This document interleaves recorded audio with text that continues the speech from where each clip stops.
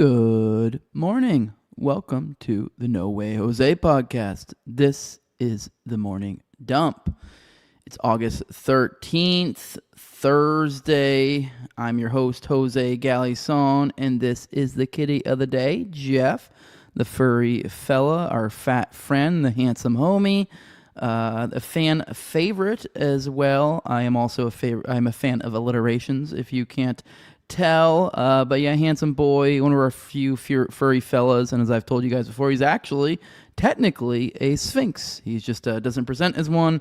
He actually has more genetic material that corresponds with sphinx than he does with a normal cat. It's just that obviously the sphinx gene is a recessive gene, so he's an outcross, but he got hair.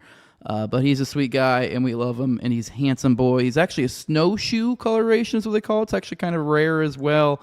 A real handsome fella. But with that, if you like my hot takes, typically around Monday through Friday, around 11 a.m. Eastern, when we're there on time, and when we make it that day, which we did today. We're on time, and hey, we're here. Or if you just like seeing the kitties of the day, then be sure to hit that subscribe button and hit that bell for notifications. That way you can see when we're going live and when we're dropping new videos. With that, we'll see you in the show. Beautiful thing, right now. Rise and shine, it's a beautiful day. I'm alright.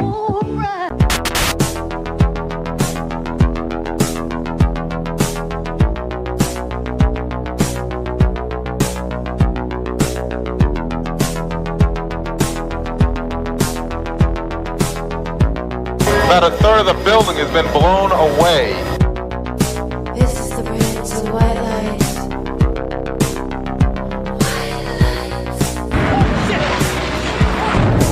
Our very freedom came under attack in a series of deliberate and deadly terrorist acts.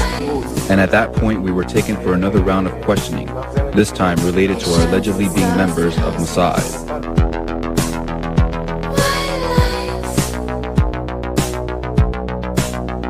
It's crazy evil.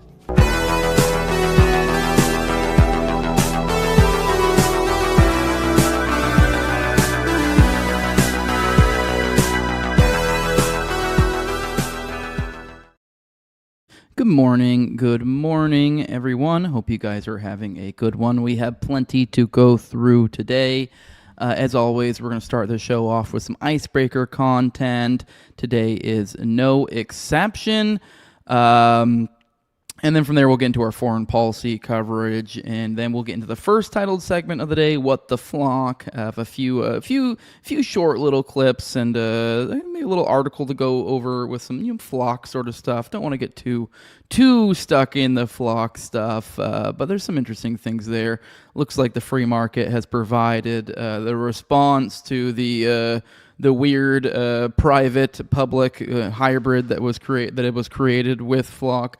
And then we'll get over to the New Mexico sues the DOJ over an Epstein Coverup. So we got some more Epstein stuff, maybe a little bit of a crack in the case of sorts. Then we will get into Thiel's priest, a little bit of playing off of concepts there and words like the cathedral. We'll be talking about Curtis Yarvin, if you cannot tell by the thumbnail today. I'll be talking about Curtis Yarvin, doing a little bit of a dig into his past. He's kind of the pseudo-intellectual oomph behind, at least political philosophy behind the Thiels of the world, or more specifically, even Thiel himself. But with that, guys, we're going to get into the show, start off with icebreaker stuff, but I do like to give you guys a little casual reminder. You never know when you get a new person in here, what the dealio is. What's the format here? What is this show? This is the morning dump. I consider this an info dump format. I think that's an apt name for such a format. Kind of throwing a bunch of stuff at the wall. It's meant to be like a live stream sort of experience, but covering different topics. A lot of these are articles, posts, clips, whatever. That we're just kind of throwing together. A lot of this stuff is stuff that we're covering together for the first time. Sometimes it's stuff I've thought quite a bit about or covered in previous episodes on more topic deep dive sort of stuff, but just kind of throwing stuff at the wall. Now, and I know most of you guys don't show up for the live experience, although that's what it's, that's the primo experience in my opinion, but most of you guys aren't able to make it for whatever reasons. I'm sure prohibitive schedules, whatever. But to accommodate those sort of people and make it more like a podcast sort of experience, or just a casual video that doesn't require being there live, I put in the podcast/video description, I leave little timestamps for you guys that we can jump around from topic to topic, and I keep the chat toward the end of each segment. That way, as soon as you hear chat stuff, you can just pop on over to the next segment.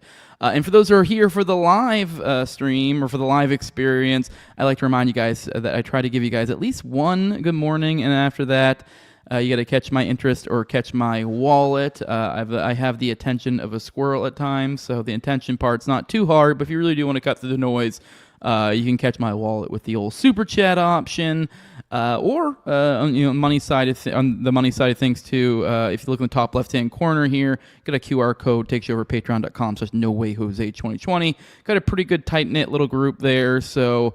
I generally kind of know when it's one of my people commenting, so a little bit of bias occurs there, and also you get some perks, so as opposed to just me reading your chat. But with that, let's go ahead and get into some icebreaker sort of stuff, and then we will get into the chat and shoot the shit with you, you wonderful people.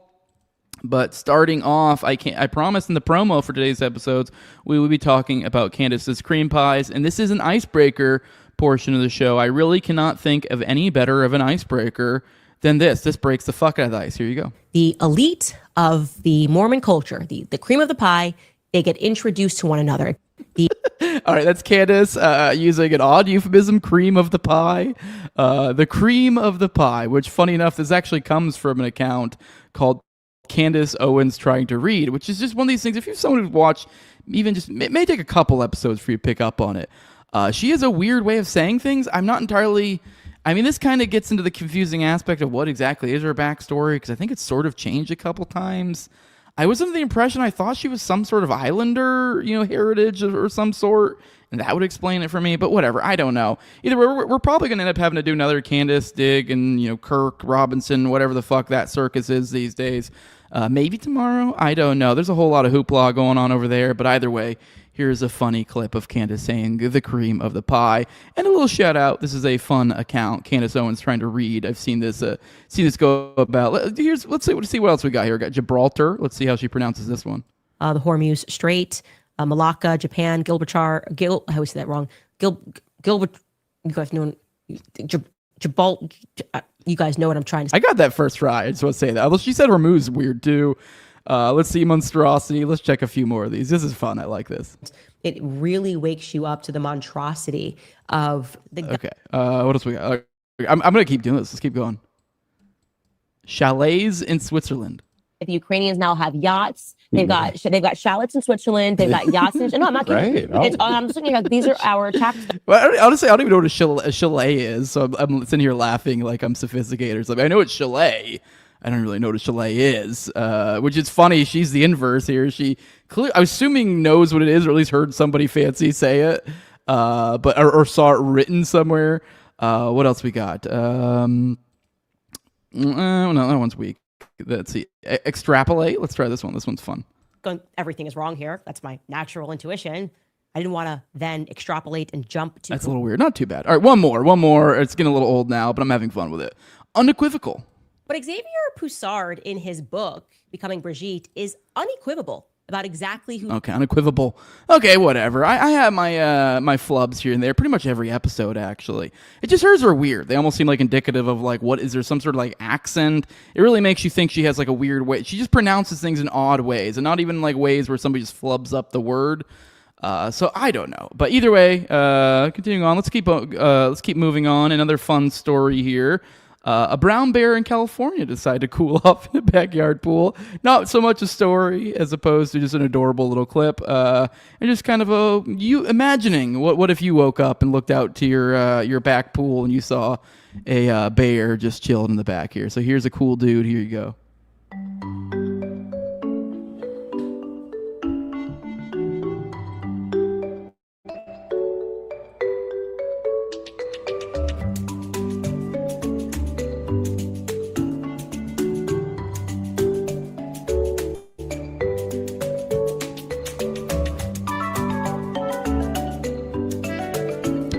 part of me just wants to hop in with him. He just seems so chill. I mean, we're not going to watch this whole clip, but it's just him just chilling, just vibing. I mean, somebody's sitting there, can't videoing him. He doesn't seem to be growling, nothing, just vibing.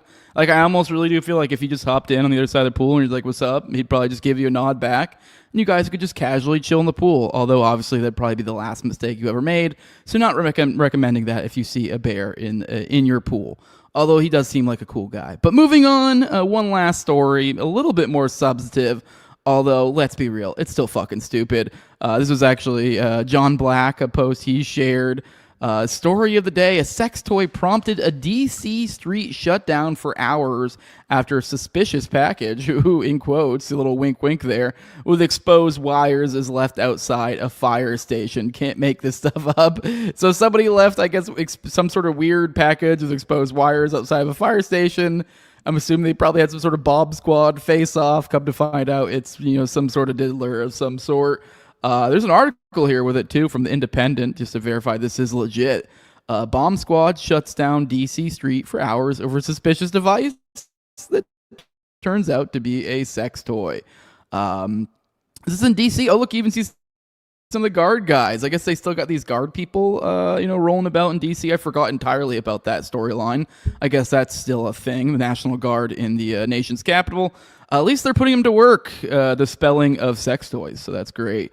First responders in D.C. got an unusual surprise on Wednesday when a suspicious package outside a fire station turned out to be a sex toy. It was reported at 7 a.m. after a bystander saw someone leave it in the trash near the Denleytown fire station. So, okay, I thought maybe it was like some sort of prank and that like somebody like left it on the doorstep to fuck with them.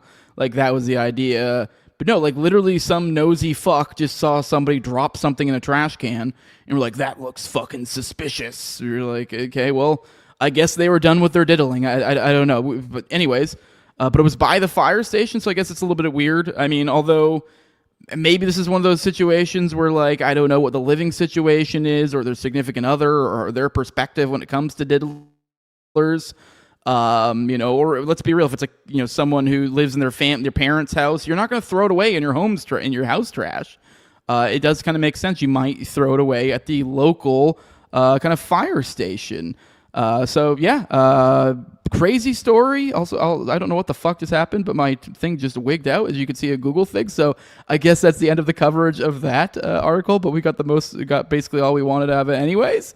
But that was weird. I don't know why my internet or computer is doing weird shit like that. But either way, whatever. That was the end of that bit. A sex toy shut down some activity in that area for a little while just because someone was trying to be discreet. That is kind of hilarious if you really think of it from a big picture sense. There's a good chance someone was trying to be discreet and hide this from their parents or a significant other or whoever. Just someone trying to discreetly dispose of a sex toy. And instead, some nosy fuck was like, what is that? And then it becomes this whole debacle where you get the fire station and the bomb squad and the National Guard involved. You get a full fucking 5 or 6 stars or whatever it is on GTA. All because he was like, oh shit, I don't want Mima to see my my fleshlight or whatever the heck. Well, I guess that would be a pretty intense fleshlight if there was electrical things involved. It's probably more of a chick thing, if I had to guess.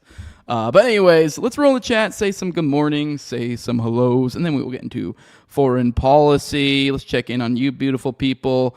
By the way, I also looked into the jewels thing. I see some of you guys drop some jewels. Keep it up. Keep it up. I looked into it. Apparently, it's this bizarre YouTube currency thing, which I guess the idea is to get you guys, they give you a certain amount initially. I think it's the idea is you buy them, you buy these jewels. So you get your own in-stream currency, and from there you can do unique little chats. But it's kind of the same thing somewhat as a super chat, although then it becomes confusing. Essentially, it's kind of I guess there is a certain monetary thing that is attached to it, I guess, to put it simply. I don't think there's an algo boost necessarily, although I wouldn't be surprised if there's one attached to it, but it is there's some sort of monetary something attached to it. So you are helping out when do that. So if you want to use up all your jewels over here, it somehow converts to rubies, which somehow convert to, I think it's essentially something along the lines of on YouTube of the same as their ad monetization or something. It's a similar such thing. Anyways, whatever. If you guys want to contribute that, feel free, although we're kind of dealing in a weird territory where I have no idea the value of the things you were sending me. But either way, I'm appreciative, and we can have fun with it. And I guess it does boost it. So either way, let's roll the chat. Say some good mornings. As you're rolling in here, hit the like button. Don't know what is going on. I don't know, some sort of glitch on YouTube. Am I age restricted right now or something? Because I have way too few viewers for no fucking reason. So, I mean, I get it. It may not be the biggest draw, but it's something screwy's going on there. But either way, let's roll through the chat. Say some good mornings. Good morning, Tom33. Saying good morning, my fellow dumpsters and Jose. Good morning, friend. Good morning, user chat. He's over on YouTube. First, you didn't get any sort of parental restrictions. I know sometimes that'll happen when I notice I have a weirdly small showing for the day. Tom33 says they gave him the flock camera closest to the hometown. It was farthest one out, so our hillbillies ran it over till they quit fixing it. Hell yeah.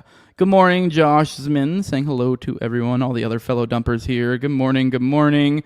Good morning, Sirhan, Solo. Good morning, John Black again, because, I didn't say good morning to you already.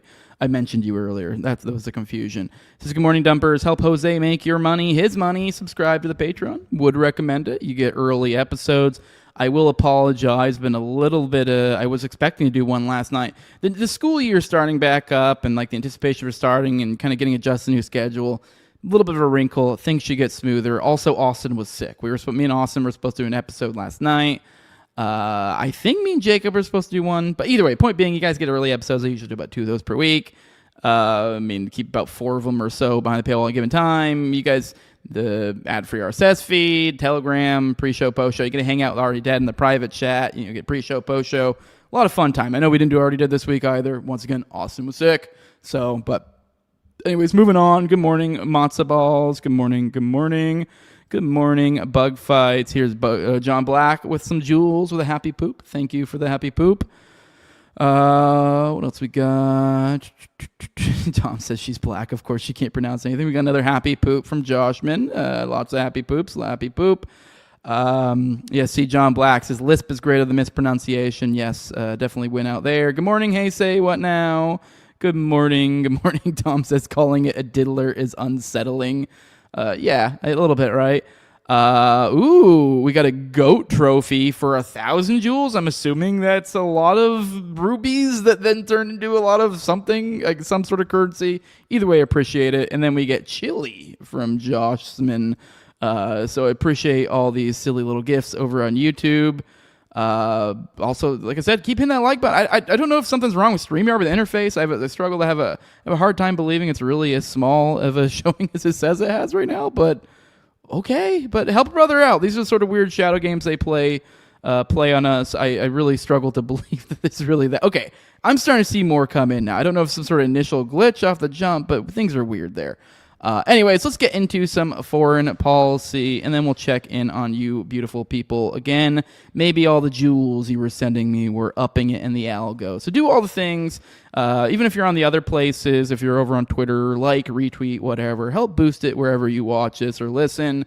5-star reviews. Let's get into the latest. Oh, one last in here. One last good morning. Good morning, Farm Girl 86. Hey, y'all. Good morning. Good morning. We also have half a tower forming in the YouTube chat. You guys are halfway there. But yeah, let's go ahead and get into some foreign policy. Check into the latest of the grandstanding over the Hormuz Strait. Here is Trump saying that they have total control over it. That's weird, because I feel like if we had total control over it, we'd have a whole lot of ships going in and out, wouldn't we? Trump claimed on Wednesday the U.S., that's yesterday, has total control of the Strait of Hormuz and may keep it despite Iran continuing to demonstrate its control over the waterway and engaging in negotiations with Oman on its future. The U.S. has total control over the Strait of Hormuz. I think we will keep it. Our naval blockade is being called by everyone a wall of steel, and there's nothing Iran can do about it, Trump wrote on Truth Social. One day after U.S. forces bombed a ship allegedly attempting to get past the U.S. blockade of Iranian ports. They have no Navy. They have no Air Force. The remaining soldiers are unpaid. The IRGC is decimated and fleeing, and their leadership is uncertain at best. They have no mercy. Their country is shot. I mean, at this point, it feels like we're in Groundhog Day, doesn't it? I feel like we get the same message every other day. Continuing on, he says all they have is fake news and 300% inflation and getting worse. So that's the new little bumper he added there at the end with an additional Iran is all talk and no action. The bully of the Middle East no longer. Praise be to Allah. He brought back the praise be to Allah thing. That was like an ongoing shtick for some weird reason. That's like his I'm really being serious. It's like it almost is like that you remember that like Michael Keaton Batman movie? You remember the one weird scene everyone makes fun of where I forget exactly what it says. He said we want to get nuts or you want to get crazy? I forget what the exact wording is, but it's like it's when the Joker, Jack Nicholson's Joker, I think one of the first times he kind of gets him. And he says the Bruce Wayne character too, so he's not even his Batman thing. And it's like he's being, I forget the exact plot of that movie, but for some reason he's being held hostage or something by the Joker. And it's like the Joker just came in with a gun or something like that. He's being held up by the bad guy. And then he goes oh, you want to get crazy? Let's get crazy. And does this weird overacting, weird thing. That seems to be what Trump's doing with the praise be to Allah. It almost seems to be it's oh, I'm fucking crazy, man. I'll fucking do it. That's almost what it comes off as. That's the only way I can make sense of it because it's just fucking so stupid and weird. Trump's post game as Reuters reported that traffic through the strait fell to a 1-week low on Tuesday with just 8 ships transiting the waterway that day, below the recent average of 12 ships per day. Before the war, somewhere between 130 and 140 would cross the strait each day. Yeah, it sounds like we have real total control.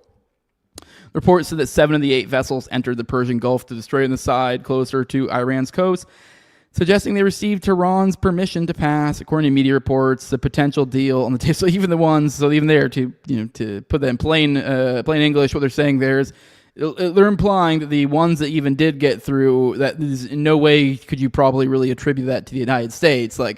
These aren't ones that snuck through Iran's blockade. These are ones that almost certainly got permission from Iran to come through. So kind of chipping away at the claim that the United States has total control. According to media reports, a potential deal on the table between Iran and Oman would involve inbound vessels crossing the strait, while outbound ships would transit near the Omani coast.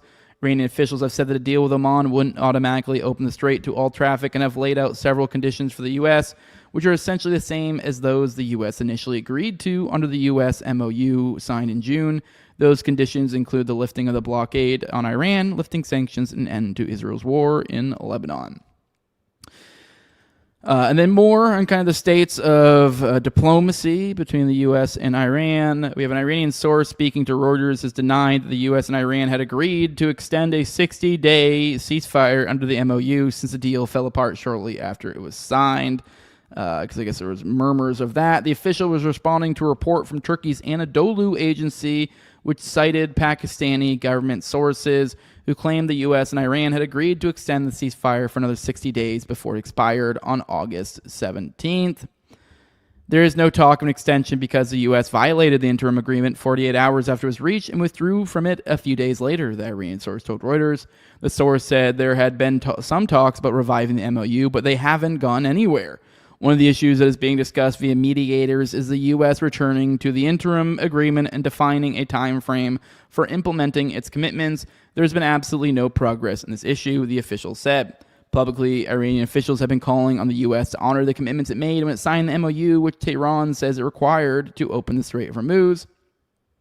Iran's message is clear. The Strait of Hormuz will not reopen until the U.S. ends the war and blockade, releases Iran's frozen assets, and agrees to a region-wide ceasefire, including Lebanon and Gaza. Until all conditions are met, the strait will remain closed. Mohsen Rezai, the new head of Iran's Supreme National Security Council, wrote on X on Tuesday night. And then we got some admissions from the Pentagon for things that are sort of kind of in the mix and all the goings-ons in the Middle East in the past couple years. They finally admitted to some of the atrocities that happened in Yemen, particularly the 2 big ones that we've talked about a bunch recently, or not recently, that we've mentioned in passing. These are the 2 main ones. There was a killing on an immigration detention facility, so it wasn't even their military. So this is the farthest thing you could possibly imagine, almost from a legitimate target. It's not even their citizens. These are people who immigrated into their country. So, you could even make an argument that you're kind of almost doing them a bit of a favor, just in some regard. Anyways, also the double tap that happened at the fuel port, which is another crazy atrocity, kind of following in the footsteps of the Israeli brethren. Unfortunately, it seems, and we kind of see more and more of this, especially with the Iran war. And so now we're going to get these admissions. We've been getting other admissions recently. I admittedly didn't cover one of them because it's kind of one of those report stories. Usually I tend to focus more on like kinetic actual things happening as opposed to these reports. But there was another one recently that I think the most significant thing that I almost wanted to cover it with you guys is they did admit to some, we're kind of going through some of the civilian casualties and stuff that occurred recently. And they went over the Central and South American sort of killings that are happening there. And I mean, they didn't focus on it, but one thing is that if you kind of had a keen eye, you would notice that they didn't list any of those as civilian deaths. And the reason being is because, this is this like sneaky language game they're playing where, these are narco-terrorists, despite the fact that these aren't in any way legitimate actual combatants. Like, even if you do want to give the government the green light, the idea if we're talking about like law of war or trying to understand things as combatants and non-combatants, like they aren't combatants. Like you may designate them whenever you decide. I mean, I don't know. I guess how do I understand it? Essentially, they're not legitimate targets. There's like really no way to even believe it to understand it that way. It's just kind of this ridiculous bending over backwards sort of language that we've arrived to. But anyways, let's talk about these Yemeni ones because they're admitting it. So, which is kind of fucking wild. They're just, yep, we did it. The Pentagon has admitted, so I guess this kind of gives a little bit of hope. I mean, I don't know if I don't know how I would feel about it. But anyways, I guess this makes me think about the Iranian, the Manab school, for example. Like, will they admit to that? I'm kind of leaning towards they actually might. And that's almost, I'm kind of like torn. Like, it's like you kind of almost want them to like lie because like at least there's like a recognition of this was a horrible atrocity that occurred and like to the point that like we can't even tell you the truth. Whereas I have a feeling this may just kind of come off as this like sanitized Israeli thing going forward. We're like, yep, this is what happened, and maybe some flimsy excuse, and that's kind of all we'll really do. It's like, yep, some terrorists were killed. The end. Not focusing on supposed, the collateral. But anyways, Pentagon has admitted in its annual report on civilian casualties to Congress that it committed 2 large-scale massacres of civilians in Yemen during its bombing campaign against the Houthis, officially known as Ansar Allah. So there's like no denial here now, which Hegseth dubbed Operation Rough Rider. In the report, the Pentagon acknowledged that the bombing campaign killed at least 153 civilians and injured 243, numbers that are a significant undercount. According to Yemen Data Project, at least 238 civilians, including 24 children, were killed and 467 civilians were injured. The Pentagon acknowledged that civilians were killed in 3 strikes, including 2 that were among the deadliest U.S. attacks on civilians in recent decades. On April 16th, 2025, bombing of the Ras Issa fuel port in Hodeidah, which is like, this is another thing where they're doing this like silly fucking dual use game that was like a game. That was essentially like it was kind of like like a fuel port for like a naval sort of something or other. So a lot of people fish in that region and stuff. So it's kind of where people would fill up boats and stuff like that. So this was actually kind of more or less really a civilian location, but the logic was like, well, they also for military stuff they need fuel too, right? So well, fuck it, fuck all these civilians. But anyways, so that's why there's so many civilians here, because it was basically a civilian location, but their kind of loophole was like, well, it's dual use. Well, here you go, you're bombing civilians. And then also the April 25th, 2025 strike on a migrant detention facility in the northern Sadr province. The time of the bombing in Ras Issa, Yemeni media reported that it involved a double tap strike that killed rescue workers. It was clear a large number of civilians were killed. The strike received virtually no media coverage in the U.S. The Pentagon report acknowledged the strike killed 80 civilians, though the Yemen Data Project and Air Wars put the number at 84. The Pentagon also said 171 civilians were wounded in the strike, which aligns with Air Wars numbers. Air Wars identified the 84 Yemenis who were killed and said they were all civilians. The majority were workers at the port, though 2 rescue workers and 3 children were among the dead. At the time of the strike, the U.S. military didn't even claim it was hitting a military target and justified the strike by saying the fuel that came into the port was a source of revenue for the Houthis. So I didn't even know that. I thought they were pointing to that it was dual use because it was fuel and the military uses fuel. No, they're going to revenue. It's a source of revenue for the Houthis. Okay. Regarding the April 25th strike in Sadr, the Pentagon admits 68 civilians were killed. The same number reported by local media in Yemen, and rights groups have investigated the strike. All of those killed were African migrants being detained in the facility. An Amnesty International sent a report in the attack that it found no evidence of any military targets at the facility. The same detention facility was targeted by Saudi Arabia in a January 2022 airstrike, which killed 91 civilians, according to the Yemen Data Project. The U.S. provided intelligence support for Saudi Arabia's bombing campaign in Yemen, meaning the Pentagon should have been aware that any strike on the facility would result in major civilian casualties. This is, by the way, this was a key part of the story that we covered back then. This spot had been hit by Saudi Arabia, something like 3 years prior in a separate strike. They share kind of targeting data, so I mean, this kind of implies to me that likely that happened. And there was never any sort of intel sharing or even, I guess, maybe checking, not sharing, or maybe just checking up, double checking of how did that one strike go? Or even recognition of Yemen or Saudi Arabia did this crazy thing and we share targeting data with them. So wouldn't it make sense for us to update our targeting data? Because this is supposed to be their intelligence support. Anyways, it just kind of looks like this even more to this could easily be incompetence, if not even maybe even leaning towards incompetence. But this is such a level of incompetence that it's just kind of it just kind of displays its incompetence because it's just don't fucking care. The Pentagon also assessed that 5 civilians were killed and 25 were wounded by a strike in the Yemeni capital Sana'a on April 6. According to Air Wars, a U.S. strike in Sana'a that day hit a residential area and killed at least 3 people. So we've got this recognition of them committing atrocities. So I guess that's progress. But hey, there's no denial now. Let's check in on Gaza, see what's going on there. Israeli attack in Gaza kills at least 1 Palestinian, wounds several others. So we get another death there. Once again, though, keeping with this track of their deaths seem to have very much scaled back over in Palestine. But if you're paying attention, the real facts on the ground, so far as how do I put this in occupation, who controls what, this, that, yes, they've scaled back, but I think it's probably more for political reasons. But they're literally perfectly postured to pick right back up at any given time. And this is likely effort to kind of avoid political pressure, preventing them from really having any sort of real push to actually, pull any sort of occupations out.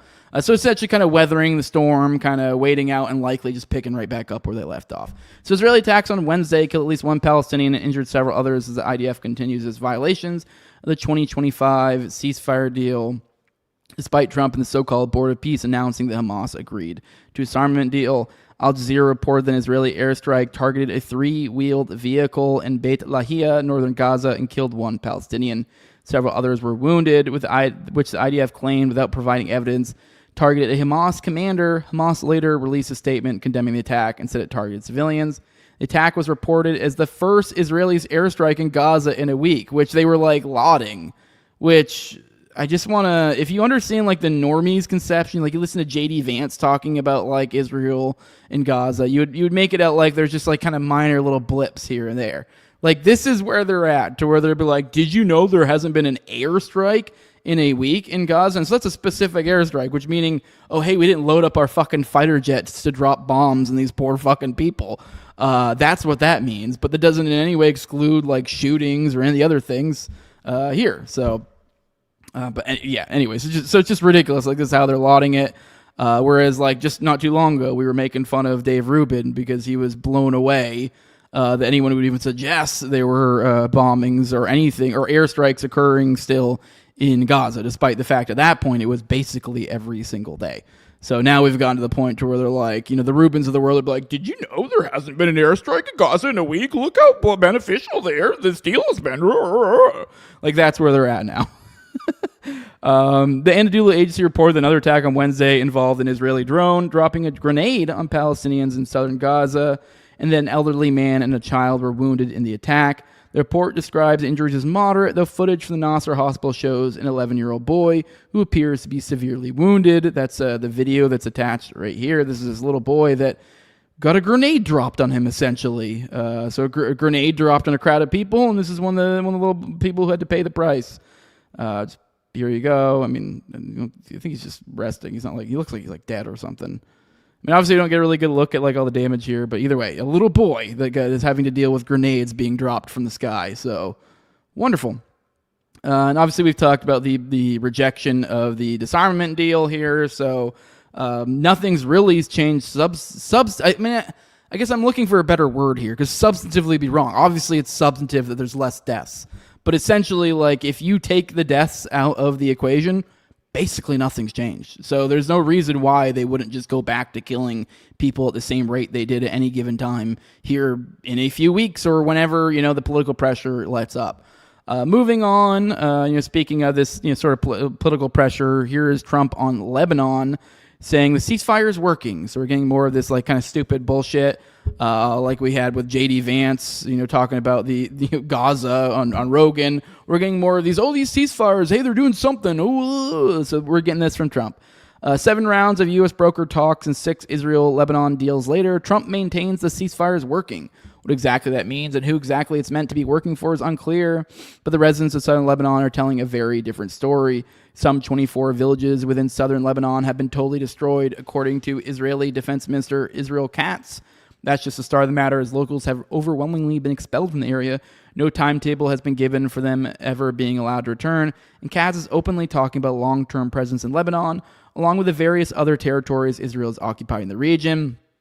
To the extent the ceasefire can be said to be working at all, it's fair to say it's doing what it was designed to do. None of the 6 deals Israel and Lebanon agreed to ever required Israel to withdraw from occupied Lebanon, nor indeed to even stop attacking Lebanese territory. The obligations were almost entirely on Hezbollah to stop resisting, and since they were never a party to the deal in the first place, they're understandably loath to comply.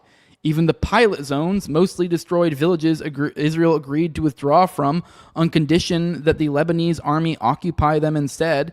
The army managed to get into a single village. Israel has been hassling them nonstop, and Israeli officials now say the Lebanese are not doing enough in that village.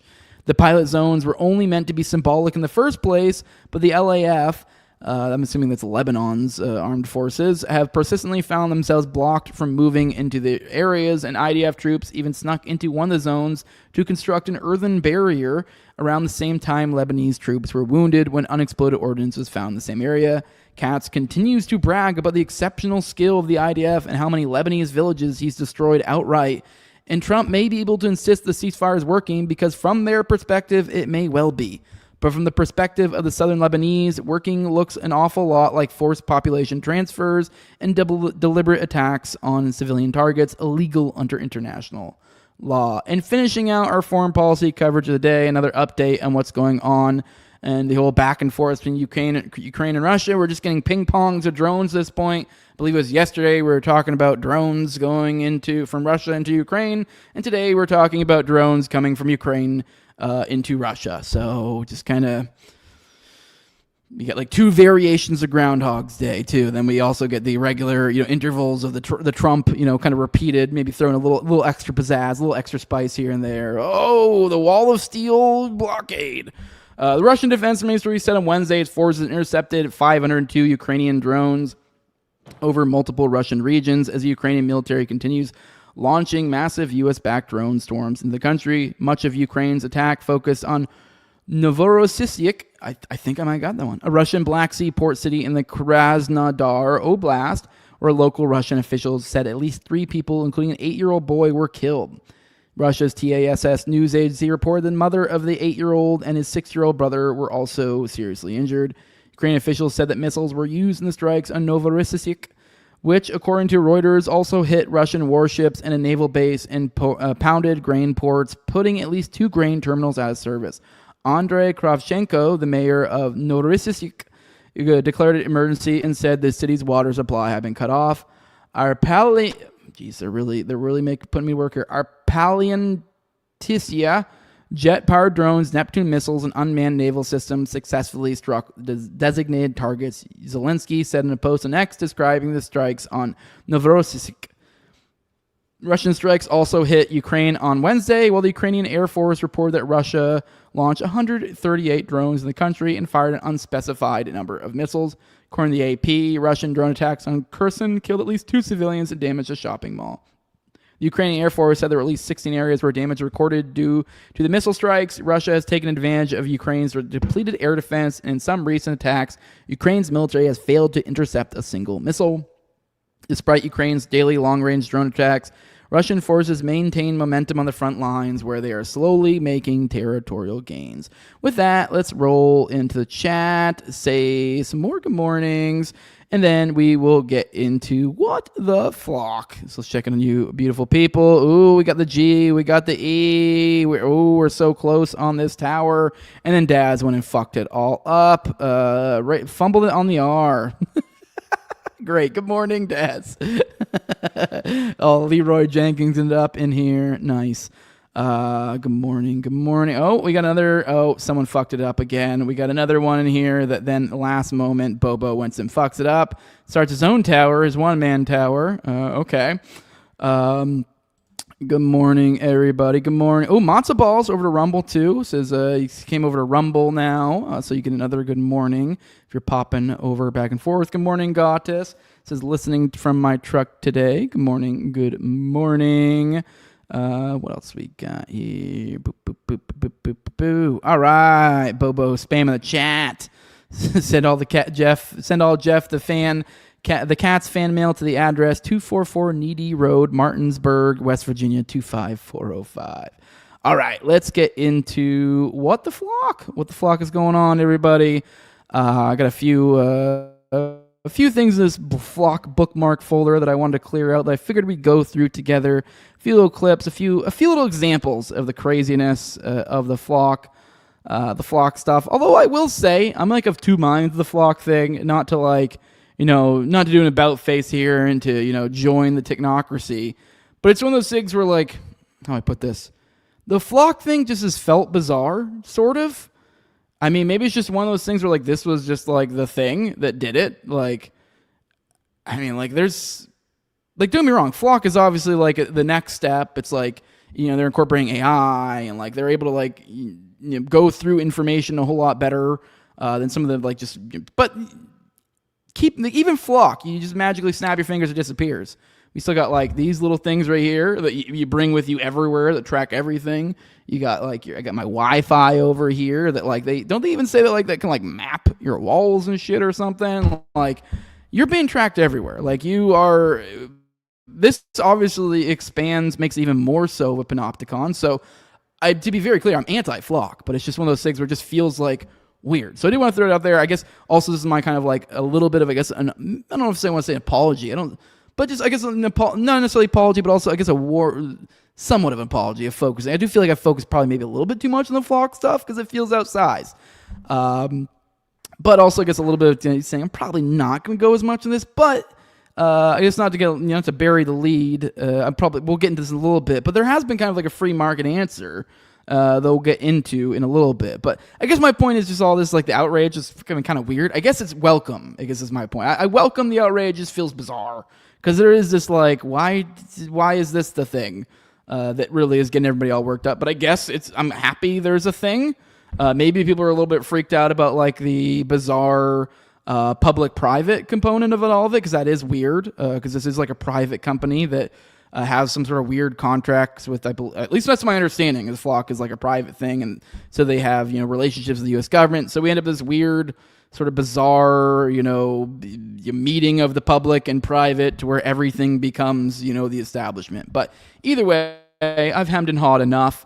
Here's one clip kind of talking about the capabilities of some of these different variants of these Flock cameras. You're saying Flock does not track people, correct? Track people, that's right, and hold their movements like you asked. We're not tracking people. But what do the Condor cameras do? They literally are designed to track a person, aren't they? Not to track a person, no.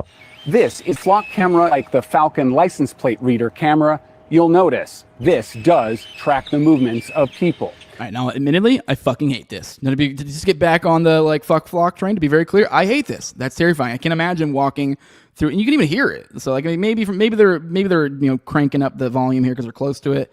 But just can you imagine just a nice, let's say you're one of those people, you're going for a morning walk or something. It's the weekend, the sun's coming up. I don't know, you're up for whatever. It's just like, hey, let's just go for a nice walk, and then you're and then this thing following you. Creepy, right?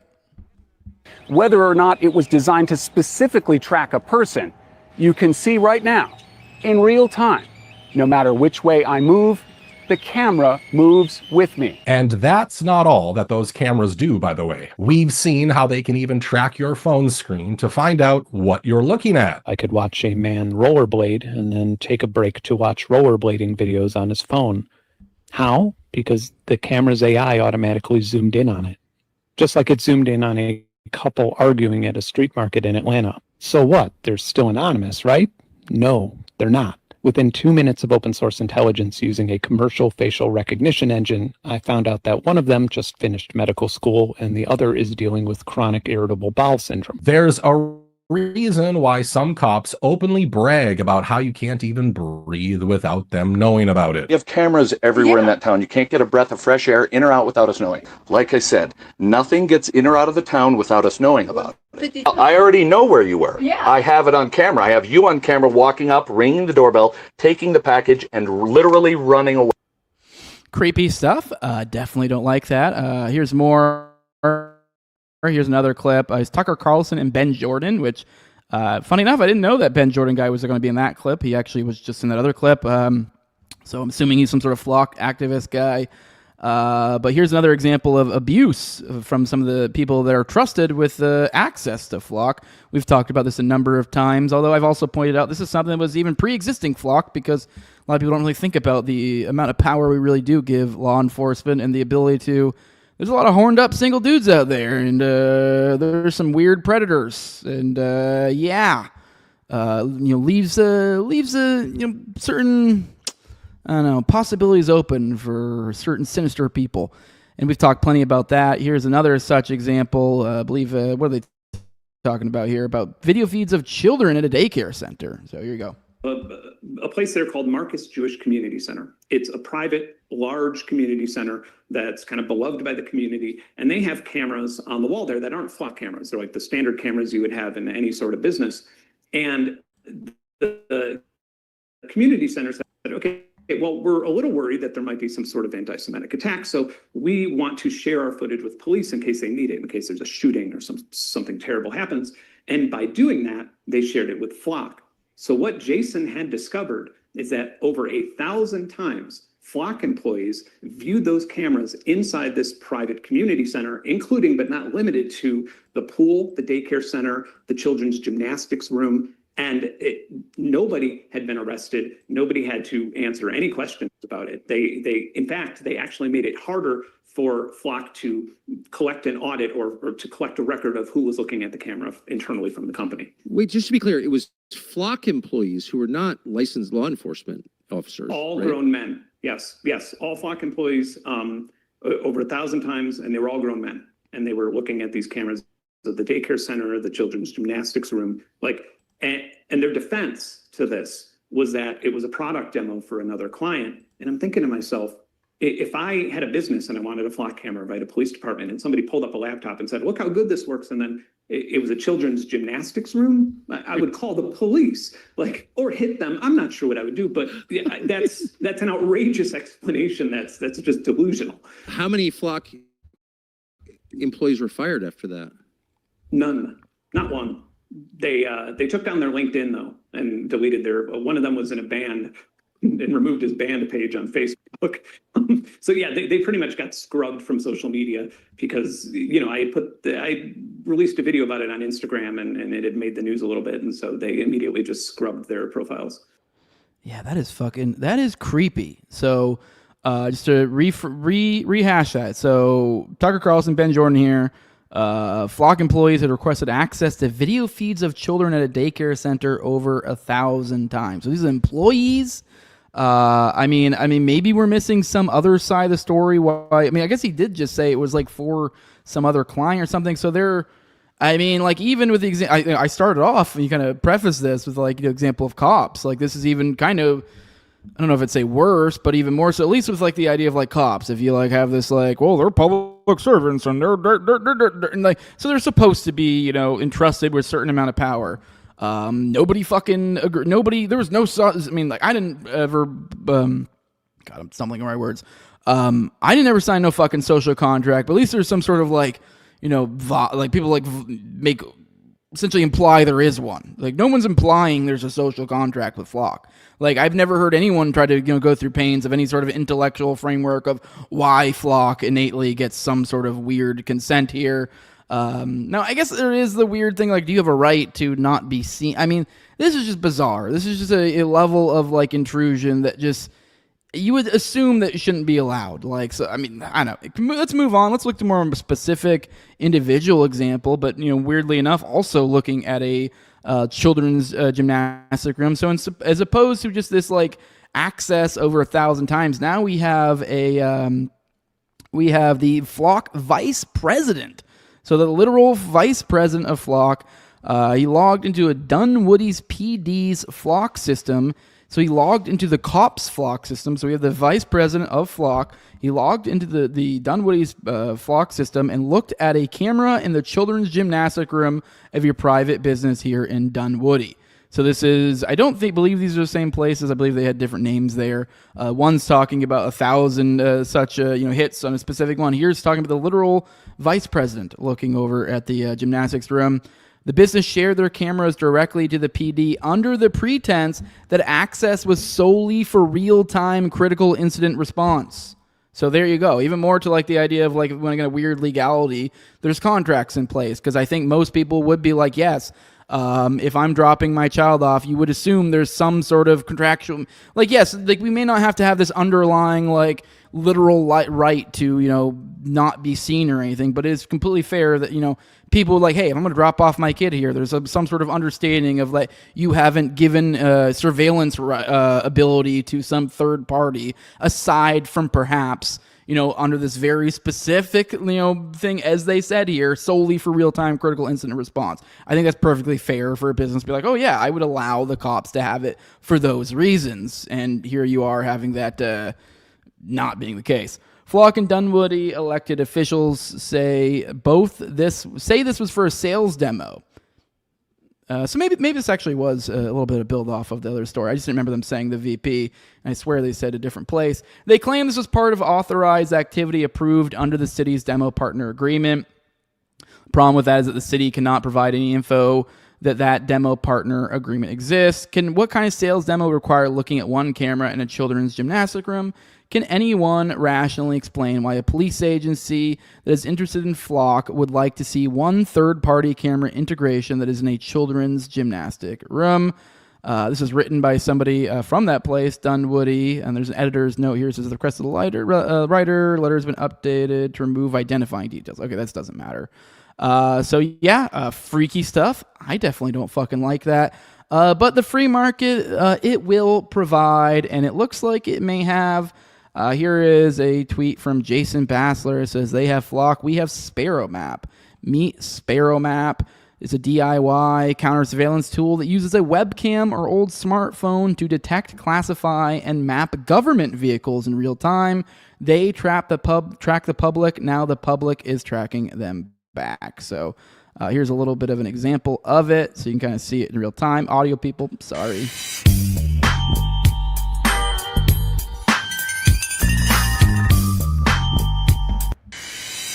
I think this would obviously probably be pretty useful for tracking like maybe like undercover sort of vehicles and stuff like that. So either way, I love it. I love this sort of stuff. Like obviously it doesn't necessarily make up for everything that Flock does, but hey, it's kind of just back and forth between the predators and the producing class. With that, let's go ahead and roll into the chat, say some more good mornings, and then we'll cut into our Epstein coverage. Here's Tom says the Flock thing feels like a trial to see how much they have to hide their surveillance here. Bobo says it's because there's other surveillance companies who are paying for advertisement in people to cut down the Flock cameras so they can make more money with their, and that cuts off. So you're saying other companies are paying for people to cut down the Flock cameras? I mean, maybe. He says, I think the company's called Axios or something like that. I mean, maybe. And feel free to tag me stuff if you have anything on that. Bugfight says he just got a speaking ticket the other day through the trash. We'll see what happens. Well, good luck on that. So what else we got here? John Black says Ben Jordan's YouTube channel is great. Jason Basler is the guy to follow on X. For sure.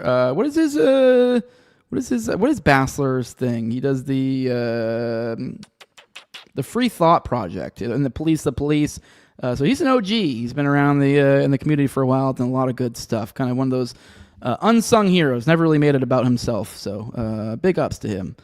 What else we got? Tom says Dunwoody sounds like.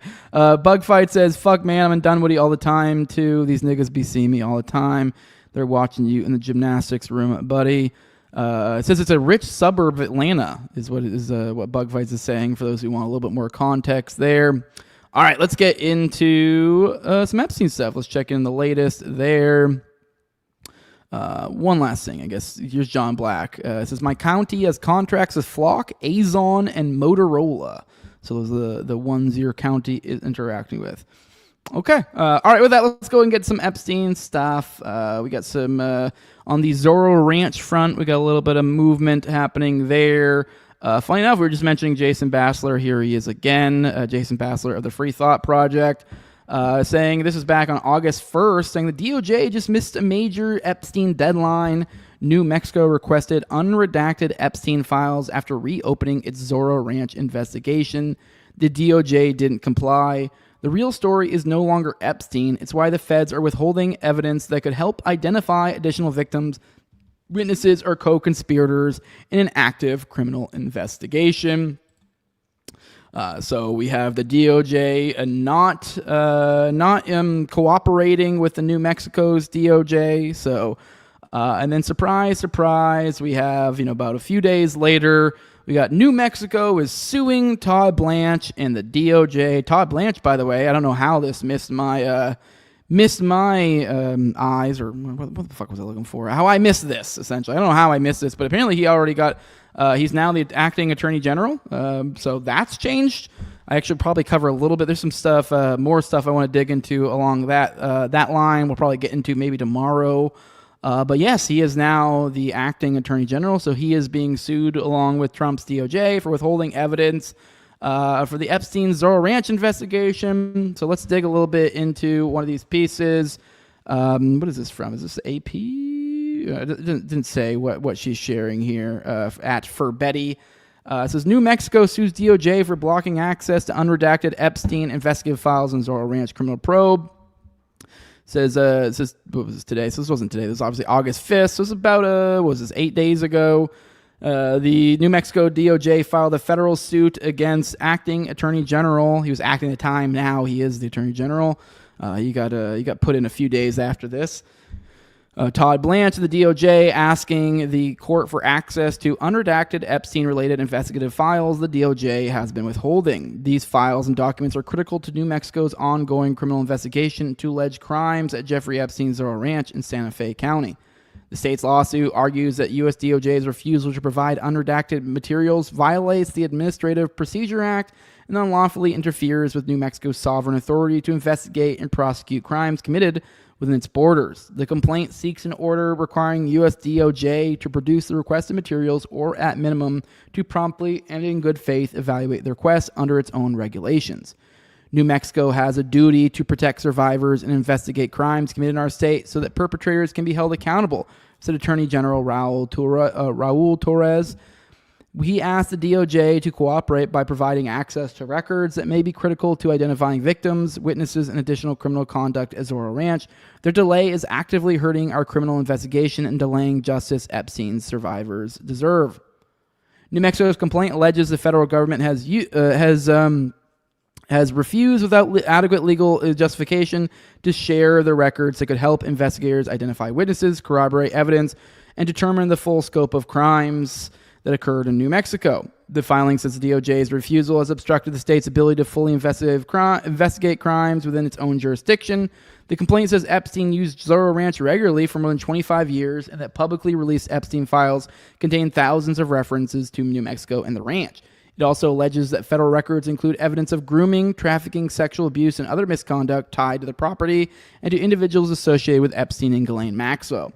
New Mexico further alleges that federal prosecutors previously told the state to stand down from its investigation In 2019, federal prosecutors asked New Mexico to pause its investigation and said they would share relevant info when their work concluded. That info has not been provided. Since reopening the investigation, New Mexico has conducted the first law enforcement search of Zorro Ranch and continues to follow the facts and pursue the truth on behalf of survivors. New Mexico's filing asked the court to declare the U.S. DOJ's refusal to share the requested files unlawful, ordered U.S. DOJ to provide access to unredacted Epstein files and related unreleased materials to aid in its ongoing criminal investigation. In the alternative, required U.S. DOJ to promptly reconsider the request under its 2E regulations, recognize that DOJ actions interfere with New Mexico's core state police powers and are inconsistent with long-standing federalism principles. So that's those are the facts here with the specifics of what's going on. Here is one of the lawyers that's actually the one involved in this lawsuit. This is her talking about it. So let's hear what she has to say.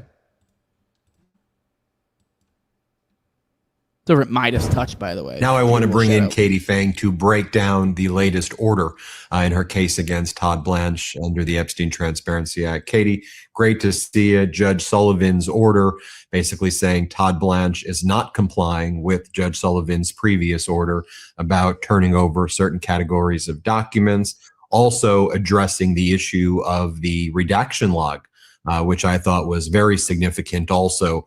And, you know, it seemed that Judge Sullivan may have been waiting to see, were they going to respond to his order and comply to see how to handle the redaction log. And when they seemed to be deceiving the judge there, he then said, oh, I didn't forget about that redaction log, by the way. Talk to us about this order, what happened, and then I want to talk about some other stuff as well. Let's talk about it.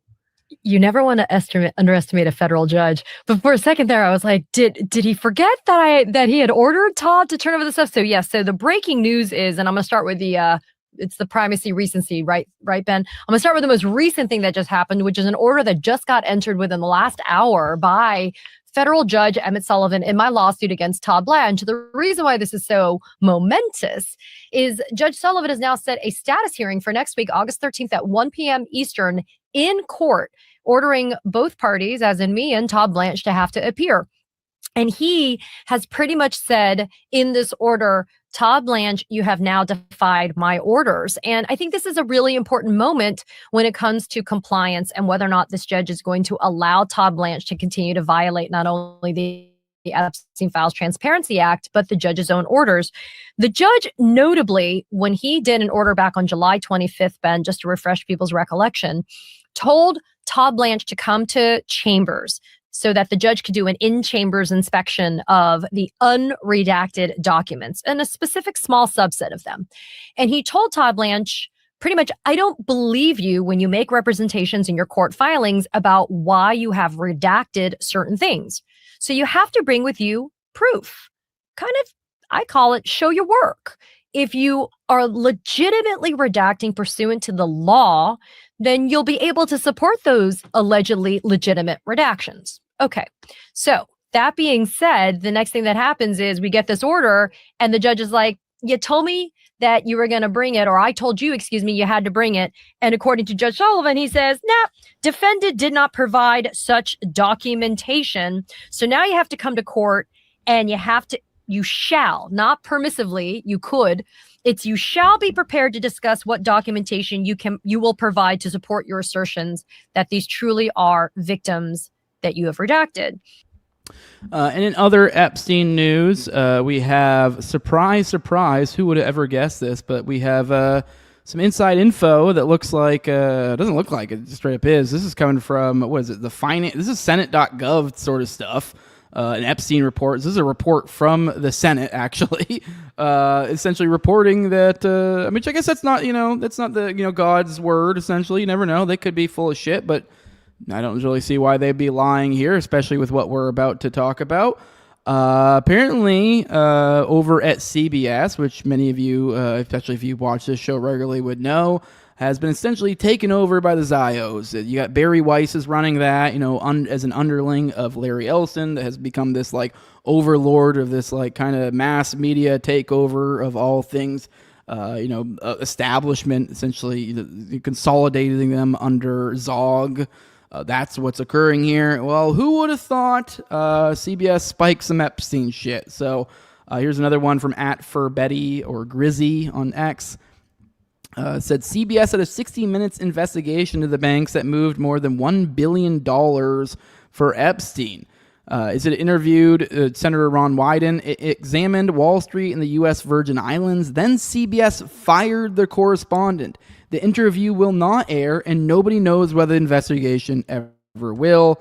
Here's an excerpt from this report. You can see here. You see, was this section 16 from the report, 60 Minutes interview, currently being suppressed by CBS News leadership. This is March 26, 2026. This is from the Senate report. Senator Wyden sat for a taped interview at a Senate Finance Committee hearing room with former 60 Minutes correspondent Sharon Alfonsi. The interview was part of a broader segment being prepared by 60 Minutes regarding the conduct of Wall Street banks and the government of the U.S. Virgin Islands with regard to Jeffrey Epstein and his associates. Over the course of the interview, Senator Wyden answered questions related to his multi-year investigation into transactions financing Epstein's sex trafficking operation and potential consequences for banks over potentially willful violations of federal anti-money laundering laws. However, shortly after the taping of the interview with Senator Wyden, CBS News leadership, led by Barry Weiss, made the decision to fire Sharon Alfonsi. As a result, the interview with Senator Wyden will not be aired, and it is unclear whether Barry Weiss and CBS News leadership will allow the broader segment to ever be aired. So I wouldn't hold your breath for that one, not at all. And yes, before you check on Weiss and Ellison, you don't even need to. You could just feel it. The early life check, it's a yes. It's a yes.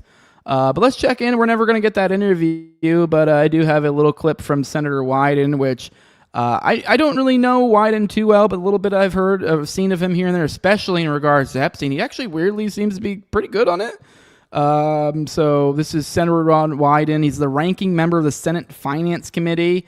So here's a couple of minutes, him kind of really laying out, you're kind of framing how bad the whole financial situation is of all this, and really how much worse than really most of us are aware of. Now, somewhere in the Treasury Department, Mr. President, locked away in a cabinet drawer, is a big Epstein file that's full of actionable information. Follow the money details about his financing and operations that await investigation. Last year, the Biden administration allowed our investigators to look at portions of the file. We did that at the Treasury building. Here is what it says. Treasury's Epstein file details, Mr. President, 4,725 wire transfers. Let me repeat that. 4,725 wire transfers, adding up to nearly $1.1 billion flowing in and out of just one of Mr. Epstein's bank accounts. If you ask me, that is more than 4,000 potential lines of investigation right there. Hundreds of millions more flowed through other accounts. That's even a lot more to investigate.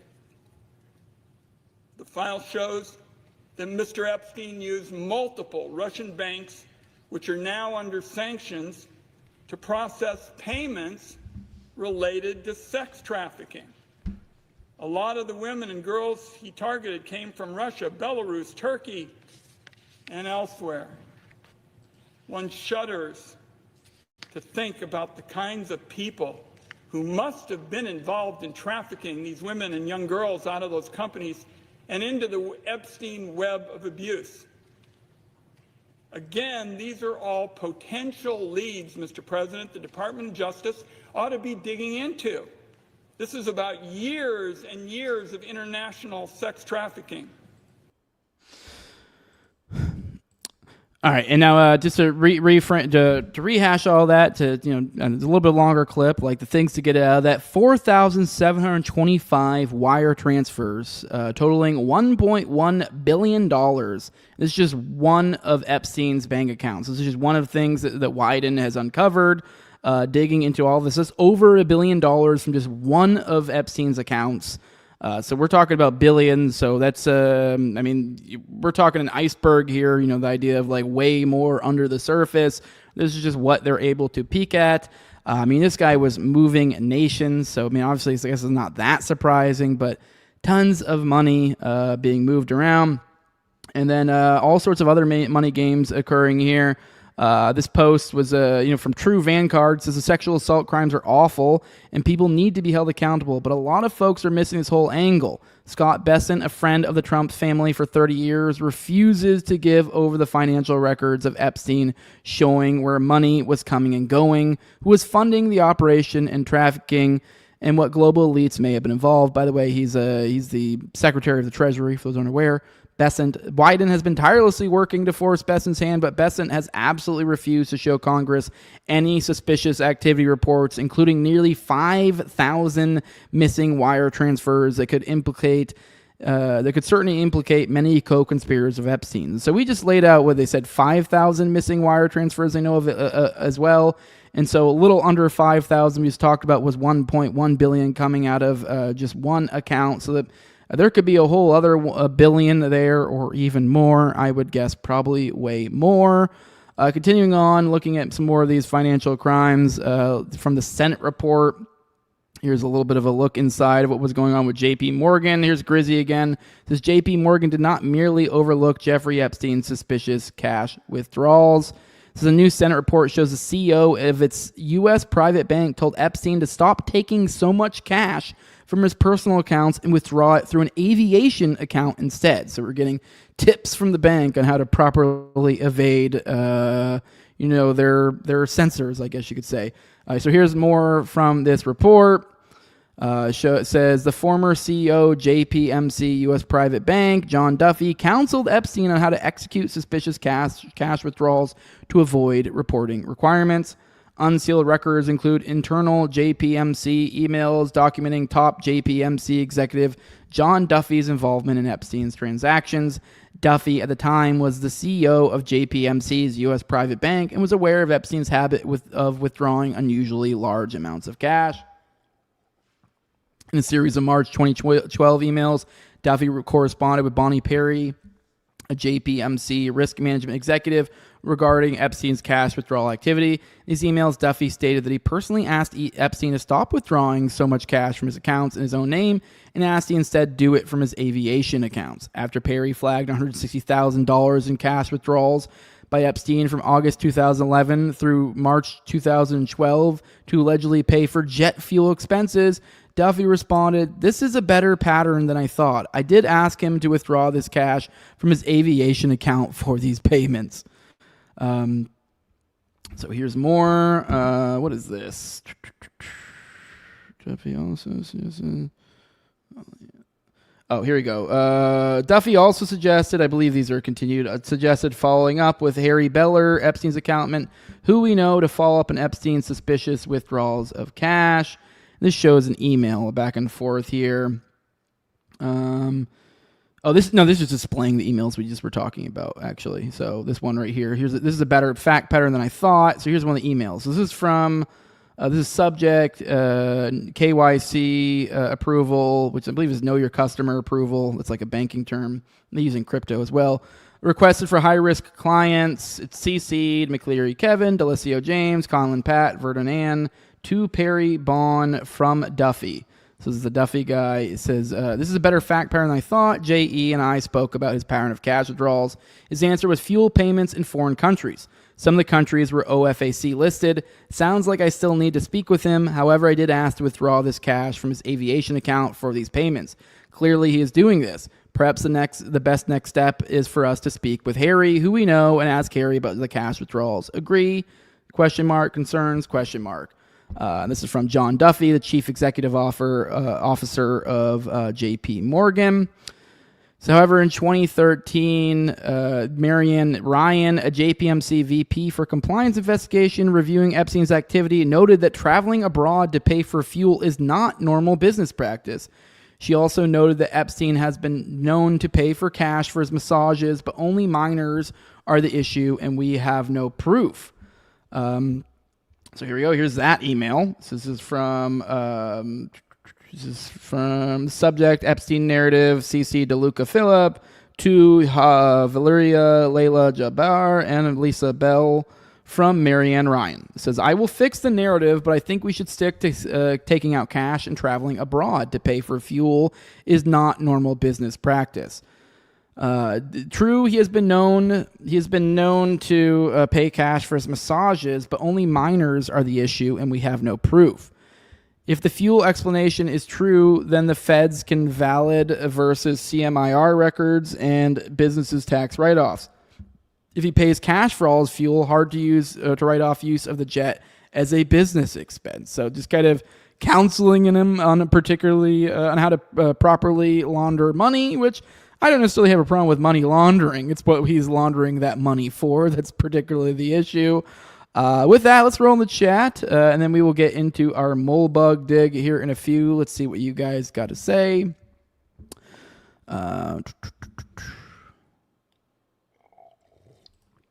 Here's Tom33 says the idea there's one big unredacted Epstein file in existence anywhere is retarded.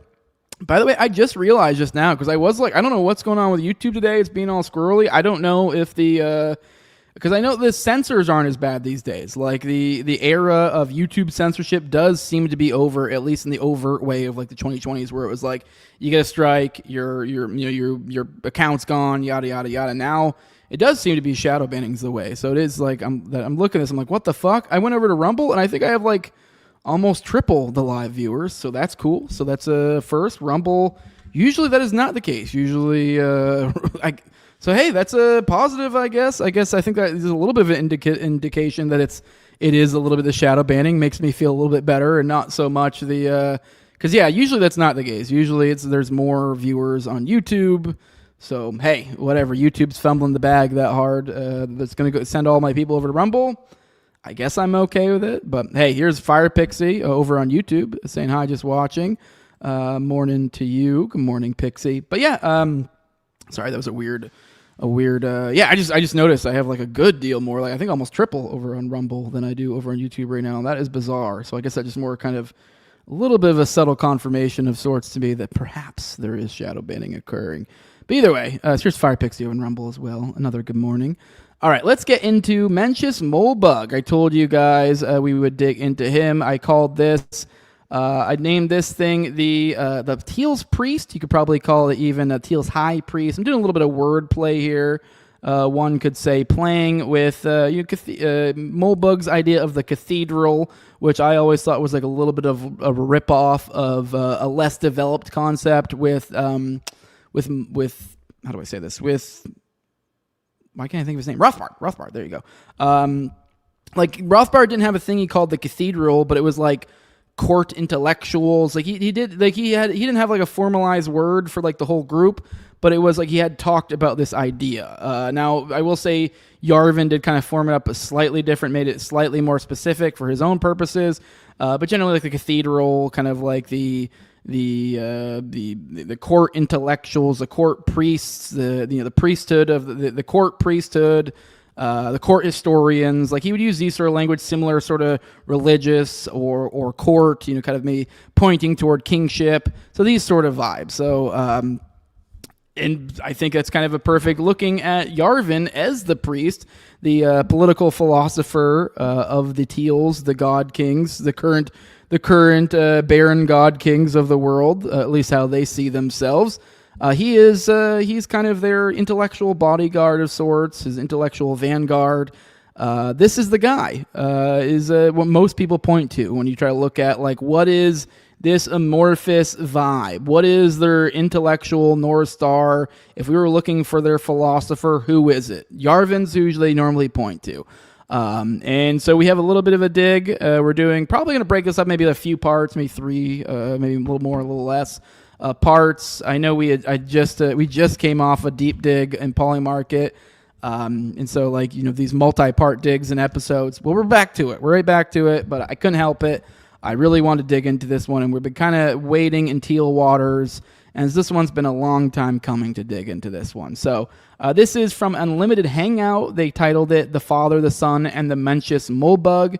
This was written by Johnny Vedmore. So once again, we're actually covering another Unlimited Hangout, but Funny enough, this is from her ex-husband. So I don't know if he still even writes over at Unlimited Hangout, but this is from August 24th, 2021. So it's about 5 years old. It's a little bit dated. But either way, I'm looking forward to digging into it.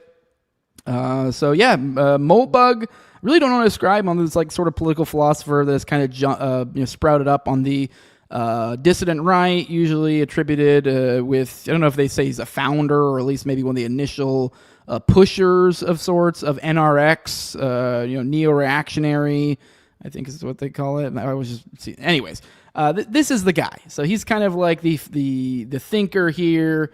Kind of plays, I don't know. I really get a lot of, I've been talking a lot theme that keeps coming back is the idea of like satanic inversion and stuff. Yeah, as above, so below, and manipulating ideas. I do think Moldbug is, especially when you look at somebody like a Hoppe or a Rothbard, he does really do that with a lot of their ideas, in my opinion. But without any further ado, let's go ahead and dig into this. Like I said, this is from Johnny Vedmore. This is the father, the son, and the Mencius Moldbug. It says Curtis Yarvin, the libertarian far-right blogger who's famed for calling for a military coup in the USA and for his campaign Rage, retirement of all government employees, hey, you got me here, is a genius to some and a crypto-fascist to others. This investigation exposes lesser-known Yarvin family history, their ties to DARPA, so see why I'm following up our polymarket coverage with this. So you also have DARPA connections as well, just as you had DARPA and Thiel connections in polymarket. So here, just the same, Thiel and DARPA connections, the Clinton administration, and to the 2003 Yale University Law School pipe bombing. So a pipe bombing thing, it's always a fucking pipe bombing. It's always a pipe bombing with these glowies. So Curtis Yarvin, a far-right blogger writing under the alias Mencius Moldbug, has acted as a disruptor for decades and has amassed a very loyal following in doing so. Yarvin is different from most other bloggers in that his followers include powerful figures in U.S. politics and the U.S. intelligence community, like Peter Thiel. His past calls for a military coup in the U.S. and his campaign Rage, retirement of all government employees, which I said that sounds dope to me, have brought his work notoriety. But his deep ties to individuals enmeshed with the national security state make him an essential figure to examine and scrutinize. Oddly enough, in examining Yarvin's own family connections, it becomes clear that his ties to the national security state go far beyond his closeness to figures like Peter Thiel and other authoritarian enthusiasts who publicly masquerade as libertarian. While investigating Curtis Yarvin for an upcoming article on the true origins of his neo-reactionary ideology, I spent some time going through his immediate family and discovered some interesting connections, which eventually formed an article of their own. In fact, I found that mapping the unknown family history of Curtis Yarvin has led further down the rabbit hole than I ever expected to go. Today, we'll be simply looking at the lesser-known Herbert Yarvin and Norman Yarvin, the father and brother of Curtis Guy Yarvin. This is a look inside Mencius Moldbug's personal trinity made up of the father, the son, and the brother Norm. The journey will be explosive, to say the least. So let's get into Herbert, the father, Herbert Yarvin, international man of mystery. Herbert Yarvin, this is the father of Curtis Yarvin, who is also known as Mencius Moldbug. That's his pseudonym, much like my real name's Josh Gallison, and I go by Jose Gallison on here, which, was much more of a flimsy pseudonym, but it was a pseudonym nonetheless, served its purpose, and now I just kind of stick with it just because for old time's sake at this point. Herbert Yarvin was born in the middle of World War II in 1942. The Americans had entered the war a year before, but Herbert Yarvin would grow up safe from the dangers of Nazi Germany. In the 1950s, Herb would attend Westbury High School in Nassau County, New York, where in 1959 he was voted most likely to succeed out of his graduating class. Under Herb Yarvin's yearbook photo, it is written, ambition has no rest. A bright future unfolds before him in the fields of math and science, plans to attend college, dislikes people who feign sincerity, band, and soccer. Here's a picture of the guy. A decade later, on 4 September 1969, Herb Yarvin, who was then 27, and Susan Heath, then 24, would marry in Marine, California. After 2 years of married life, the couple had their eldest son, Norman Manda Yarvin. 3 years later, Curtis Yarvin, a.k.a. Mencius Moldbug, would wriggle free of his mother's womb and begin his own journey. Family life led Erb to throw himself into his work, and even though he had a young family, he would still find time to write philosophical tutorials for those who were interested in technical philosophy and those who could keep up with his high level of intellectualism. Erb was an extremely intelligent individual who was able to put philosophical technique under critical scrutiny. In 1974, extracts from Erb Yarvin's future paper, Language in the Cogito, I have no idea if I'm pronouncing that correctly, would be published by the American Philosophical Association's Eastern Division. I just want to throw that out there before you guys accuse me of canvassing it. I'm not sure how that's supposed to be pronounced. On 27 December 1974, the paper would be read in full at their 71st annual meeting. Over a year later, in 1976, Erb Yarvin published The Will to Come Out All Right, a paper categorized as religious studies and featured in volume 12.3 of the Philosophical Quarterly of Israel. Of Israel, huh? Well, that's interesting. Erb's work would also appear in volume 1 of Teaching Philosophy in the autumn of 1976 with a piece entitled Asking Questions, Some Techniques. On 1st January the following year, Erb Yarvin finally published Language in the Cogito, a journal of critical analysis, in full. Yarvin's impressive analytical abilities would soon see him recruited by the government as a member of the Foreign Service. Herbert and the family would live in a few different places, but Cyprus would be home for most of Kurz's early life. During that time, Erb and Susan both worked for a time at the U.S. Embassy. Eventually, Erb and Susan's marriage would deteriorate to the point that they would split, with Erb moving to different embassies. This included a stint in the U.S. Embassy in Oporto, Portugal. Erb Yarvin's technical thinking skills saw him create a name for himself within the Foreign Service. In the early 1990s, Erb headed to Arlington, Virginia, closer than he had ever been to the halls of American power. It would be during the first administration of Bill Clinton that Erb Yarvin would find himself appointed to the State 2000 Force, a group tasked with redesigning the entire U.S. approach to foreign affairs as part of the U.S. Department of State Management Task Force. Huh. That is something if you really think about that. So Curtis Yarvin's dad, back in whenever this was, in the early 1990s, he was on a group tasked with redesigning the entire U.S. approach to foreign affairs as part of the U.S. Department of State Management Task Force. I just find that funny. Now look at Curtis Yarvin being kind of the philosophical, I guess, as I said, vanguard. I'm trying not to reuse words here, or of the Thiels of the world. Essentially, which only a small aspect of what the Thiels, the Palantirs are is trying to redesign the U.S. approach to foreign affairs. That's a big part of it, though. So I just find that weird. Look how history rhymes. That it sure does that, doesn't it? As a member of the State 2000 Force, Erb found himself heading up the section of the report which would advise the administration on how to exploit technology. Even more so, economics. Hell, we just talked about polymarket and all that, didn't we? And global issues. Weird. Entitled State 2000, a new model for managing foreign affairs, the report was released in January 93. 97, Erb was again tasked to write a report on behalf of the Clinton administration on the subject of the HIV/AIDS epidemic and how it was affecting minors in South Africa.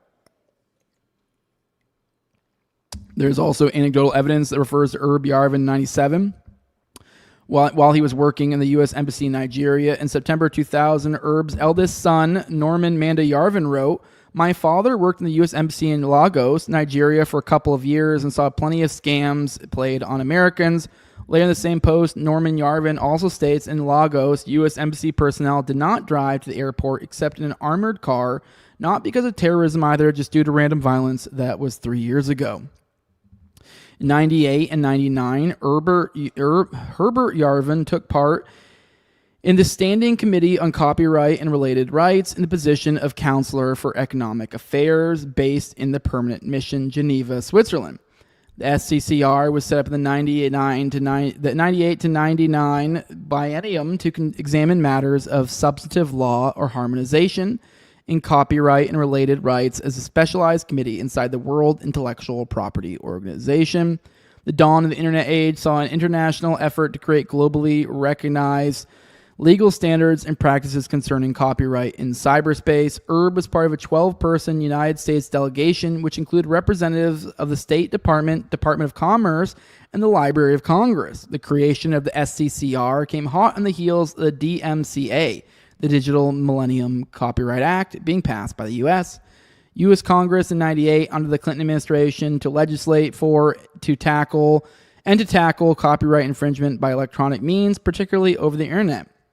The DMCA was the implementation of 2 WIPO treaties signed in 96. Also in 98, Herb Yarvin is noted as being a member of the UN Economic and Social Council, which would produce a report for the Commission on Science and Technology for the development between 17 and 21 May 99. So yeah, that'll be all we cover, I think, for today. And then we'll get into the brother, Norm. Actually, fuck it. Let me see. How long has this been? Let's do Norm. Actually, let's start off Norm, because it looks like Norm has a whole lot more to go into. So we'll at least introduce Norm. So we've introduced Herbert, the father of Yarvin. Let's introduce the brother of Yarvin, knowing that obviously there's going to be more. He is the one that supposedly had some sort of terroristic something or other that seemed to have got off scot-free, I believe. So let's dig into him. Let's at least get introduced with some of these 2 of the 3 main characters in our dig here, the father and brother of Yarvin. In 1971, Norman Yarvin was born, and Curtis would follow a few years later. They were privileged children who were born to parents working for the American Foreign Service. In 1988, the AFSFA, American Foreign Service Association Committee on Education, announced a list of foreign aid scholarships awarded to foreign service students. It was announced in the Foreign Service Journal of October 1988 that Curtis Yarvin had been the recipient of the Hope Rogers Bastek Memorial Scholarship at Johns Hopkins University. Just below Curtis Yarvin's entry in the same journal is the announcement that Norman Yarvin also received financial aid for the same year, obtaining the Ernest V. Siracusa Scholarship to Johns Hopkins. Norman Yarvin can also be found in the Johns Hopkins document entitled Conferring of Degrees at the Close of the 113th Academic Year, published 25 May 1989, and confirms that Norman Yarvin was a baccalaureate candidate in the GWC Whiting School of Engineering, graduating with general and departmental honors. The same publication also shows Norman Yarvin of Palo Alto, California, becoming a Bachelor of Science in Electrical and Computer Engineering. Norman, like his father Herb, is also a very intellectually minded man. He's extremely gifted and well-read in his field, but he has long had less in the way of social skills compared to his brother, Curtis Yarvin. That's a funny thing to say if anyone's seen anything with Curtis. To note that his brother was less socially acclimated than Curtis is pretty funny. I don't know. Not that Curtis is like a social shut-in or anything like that. He's just kind of a weirdo. In 1990, Norman would begin studying at Yale University's Department of Computer Science and would help to write research papers that only a limited number of people would be able to understand. In 97, Norman would obtain his PhD, writing his dissertation on generalized Gaussian quadratures and fast summation schemes. I don't have any idea what that is, and I bet you don't either.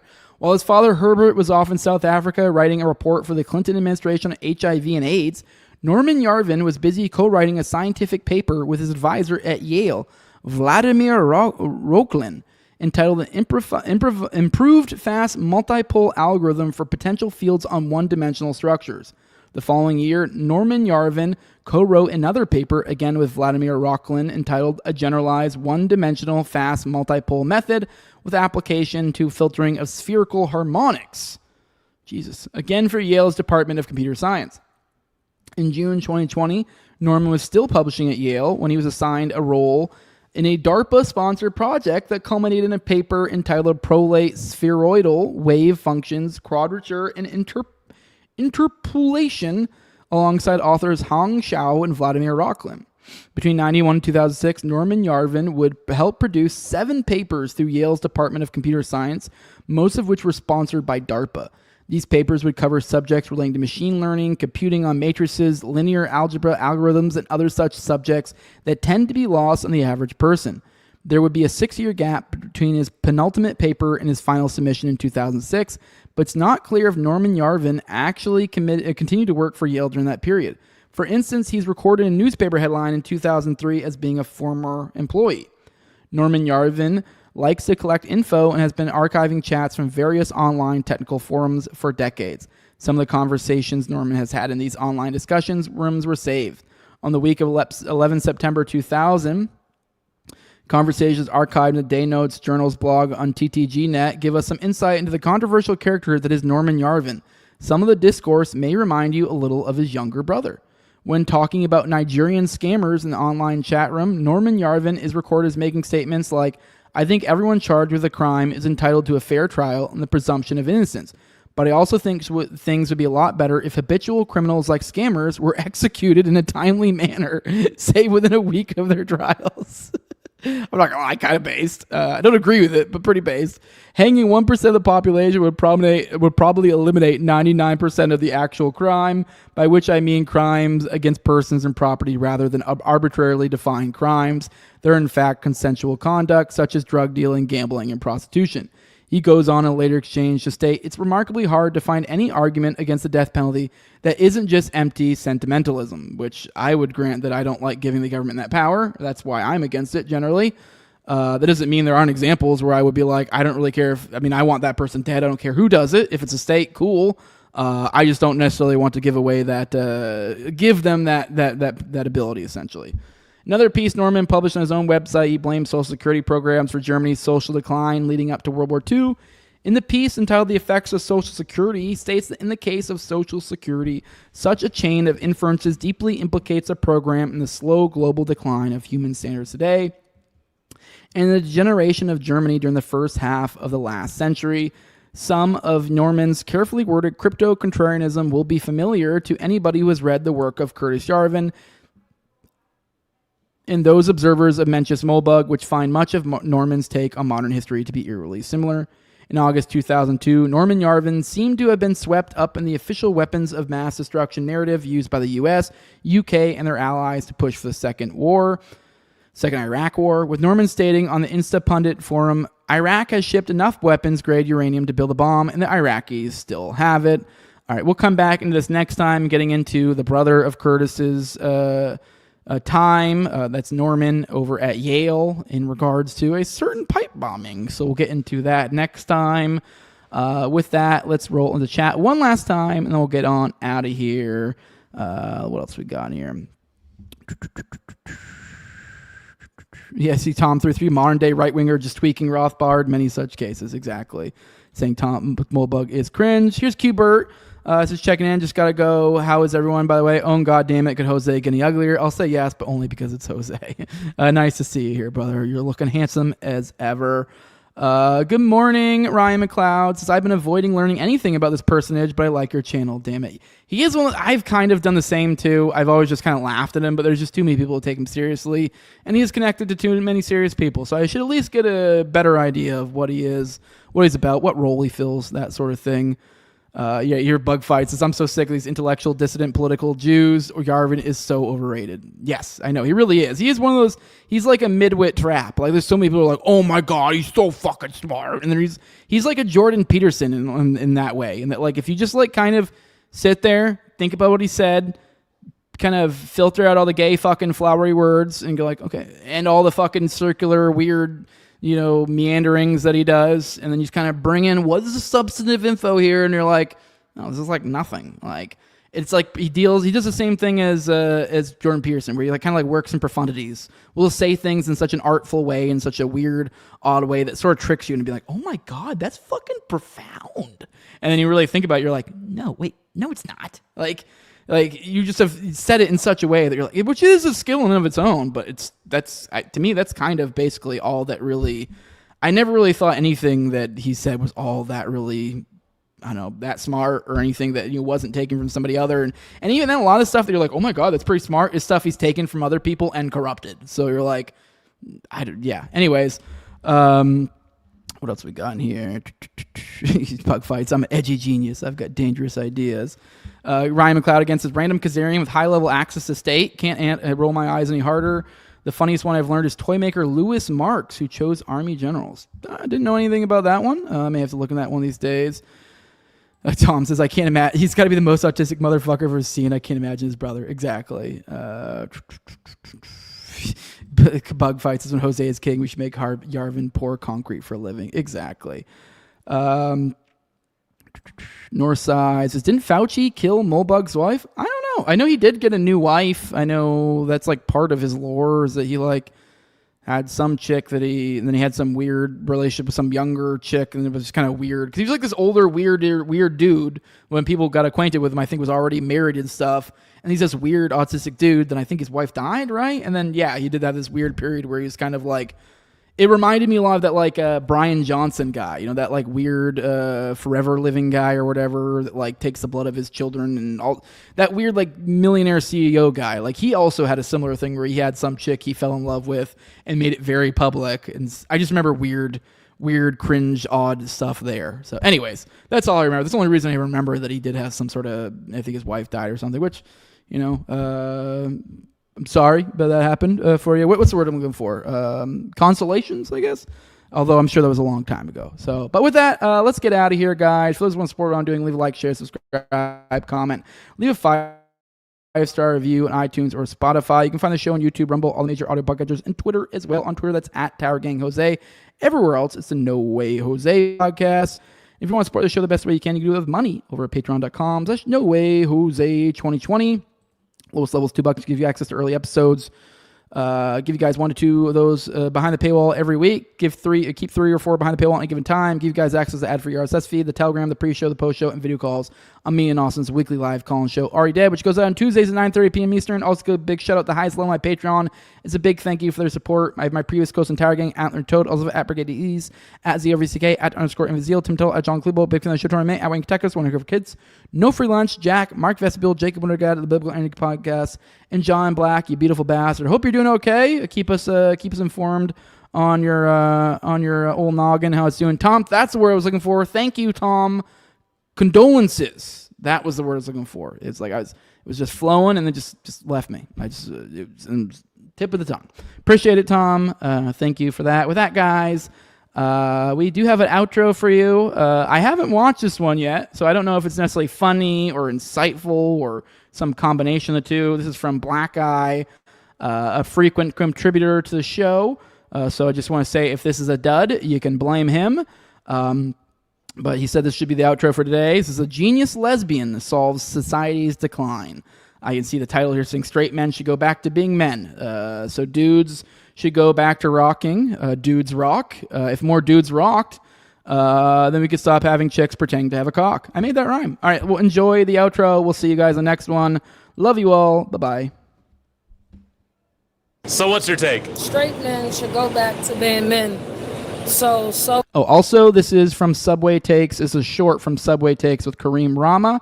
I have no idea if you can get copyright strikes for taking shorts in this way, especially considering as the quartering has basically made a living off of doing that.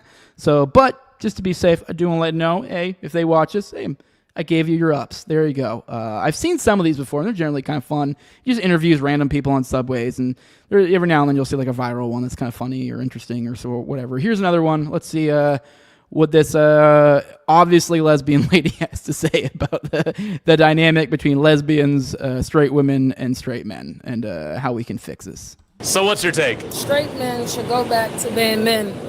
So many women can stop being gay. Wait, what? I think straight men should go back to being men, so therefore so many women can stop becoming gay due to the lack of men being men. 100% agree. Thank you. I don't understand. Okay, let's break it down. We're in the world now where straight men are doing a lot of feminine things. As the women say, they're being sassy. Yes, which is making women decide they don't want to date them anymore, so they're becoming gay, but they're not really gay. They're just doing it. Holy shit. Because dating men also feel like you're dating a lesbian. Holy she's speaking all sorts of holy I get it. I get it now? Let me ask a qualifying question. Are you gay? I am gay. And so you are upset that you have fallen in love with a lesbian. I haven't fallen in love with them. I'm upset that they're polluting the gay community. But the lesbians that you're sometimes dating, you're like, you are not even gay. Yes. You are literally just a scorned woman. Yes. Because all the dick out there is bending. The dick is bending. The dick is bending. It's going straight down and into the butt. They're getting their eight. They're not building houses anymore. Like, they have to go back to being men so women can go back to dating them. I'm shocked at how genius this take is. Thank you. Okay, so a straight guy who's like watching Real Housewives. That doesn't make him gay if he's watching it with his lady. If it is just a group of guys watching it, I got questions. And then that guy dates a girl. Yes. And then she goes, I don't like this guy. He's gay. Right. And then she's like, I'm gay now too. You're not gay. You're hurt. Take a nap. There's women with 5 kids converting over to being gay. I don't think you're gay if you have a football team of kids. I just think you're hurt. And you have this team and now you're looking for help. And because men aren't doing the manly shit anymore, you got to come date the lesbian because women are doing shit the men's supposed to do. I just want us gay people to go back to being gay in peace. Without these goddamn interlopers. Yes. So I think if men step up, then women will leave. That's not really gay, and they will be gay in peace. And then you'll just be back to regular old gay. Regular old gay. I've never heard something so genius in my life. And then men will go back to just getting regular old head. Because I don't think men should get there. I don't think men's supposed to experience that level of joy. Of what? Getting your ass. You can't build a house if your ass is moist. That's why they're not building houses. You see what I'm saying? That's why they got to go back to being men. There's so many problems facing the community today.